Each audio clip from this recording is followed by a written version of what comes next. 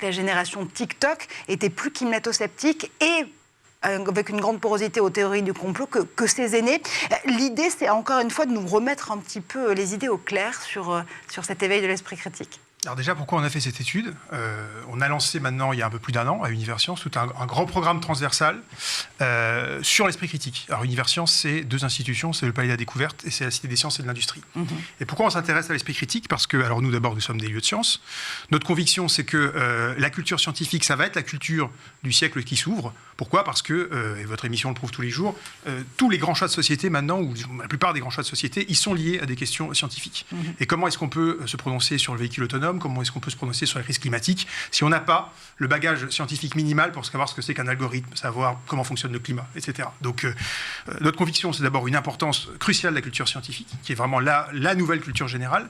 Et puis, dans cette culture scientifique, il y a une composante qui est l'esprit critique. Alors, l'esprit critique, c'est quoi ?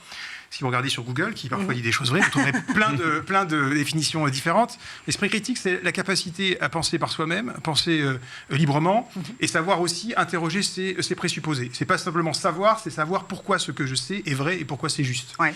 Et ça, c'est ce qu'on fait nous dans nos lieux tous les jours, en apprenant par exemple la démarche scientifique, qui n'est pas la seule voie d'accès, mais qui est une voie d'accès à l'esprit critique. Et ça fonctionne aussi, la démarche scientifique, quand on veut analyser les médias, quand on veut lire un article. Et adossé à ce programme, on a souhaité savoir justement comment se positionner la population française par rapport à cet esprit critique. Donc on vérifie 3 choses. D'une part, on interroge les répondants sur l'image qu'ils ont de la science et des chercheurs, des scientifiques. D'autre part, comment ils s'informent, notamment sur la formation scientifique, mais pas que. Et puis on allait poser des questions aussi pour voir leur rapport au débat d'opinion. Est-ce qu'ils doutent de leurs propres intuitions ou non ? Est-ce qu'ils parlent avec leurs amis pour se faire une idée au travail ? Et donc ça permet d'avoir une photographie ou un film, comme dit monsieur, parce que c'est vrai que l'image, je pense aussi, elle est meilleure. Voilà, cette vaste question de comment est-ce qu'ils s'informent, comment est-ce qu'ils arrivent à comprendre justement le monde qui les entoure. Ouais. Et ce qui ressort déjà, alors vous l'avez dit, c'est des questions qui sont très, très agitées de plein de débats. Il y a parfois un peu ce qui est de l'ordre des paniques morales aussi, pour dire, voilà, les jeunes sont, par exemple, coupés de la science. C'est pas ce qui ressort, par exemple, de notre étude.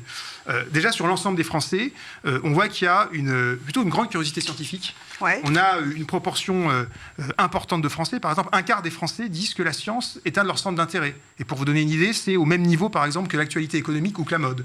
Donc ça peut être étonnant, mais ça prouve que voilà, il n'y a pas, par exemple, cette coupure qu'on pourrait imaginer.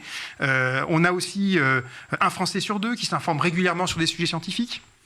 Et puis, un nombre aussi important, par exemple, de Français, près de 40%, qui pratiquent des activités scientifiques de temps à autre. On a même allé poser la question, quel type d'activité ? 16% disent faire des expériences scientifiques à la maison, avec leurs enfants, ou même simplement entre eux pour essayer de reproduire des phénomènes. Donc, voilà, on voit que la réalité est compliquée, et il n'y a pas, comme on l'entend parfois, une rupture, par exemple, des Français avec la science. Sur les jeunes, puisque vous me posiez la question, alors, nous, on n'est pas allé titiller les questionner sur, par exemple, est-ce que vous croyez à la Terre plate ou autre, parce que, par ailleurs, nous, on pense que ce type de questions... Que le platisme n'existe pas. J'ose espérer qu'Universcience défend le fait que le platisme n'existe pas. On se méfie de ce genre de questions qui sont aussi un peu parfois des provocations, même si elles sont intéressantes.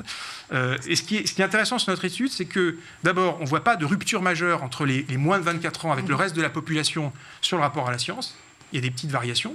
Mais pas de rupture majeure. Et puis, en revanche, ils sont plutôt plus nombreux dans notre étude que leurs aînés à s'informer sur la science, à aller dans des musées de sciences. Donc, ça ne veut pas dire qu'il n'y a pas de problème. Ça ne veut pas dire, mais on pourra peut-être y revenir plus tard, qu'il n'y a pas des catégories spécifiques de population qui sont plus à risque. Mais en tout cas, et c'était déjà le cas l'an dernier, on le revoit cette année, il n'y a pas de divorce manifeste, en tout cas selon notre étude, des Français avec la science, pas non plus avec les jeunes. En revanche, et là, ça rejoint effectivement des choses qui pouvaient ressortir, par exemple, dans l'étude que vous citiez. Il y a des modes d'information qui sont très différents. Si vous demandez à l'ensemble des Français comment ils s'informent, ce qui ressort majoritairement, alors je ne sais pas si vous avez, vous, la même vision de votre côté, c'est la télévision et Internet. Voilà. Ça domine de la tête et des épaules.